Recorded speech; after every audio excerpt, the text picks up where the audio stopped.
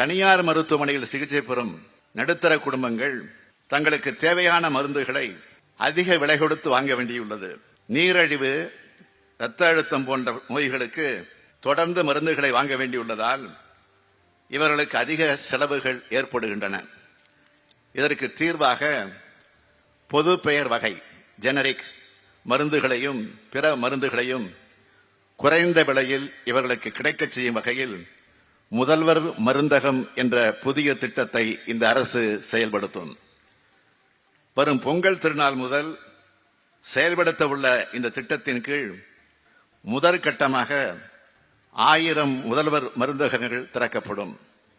இந்த திட்டத்தை சிறப்பாக செயல்படுத்திட மருந்து ஆளுநர்களுக்கும் கூட்டுறவு அமைப்புகளுக்கும் தேவையான கடனுதவியோடு 3 லட்சம் ரூபாய் மானிய உதவியாக அரசால் வழங்கப்படும்.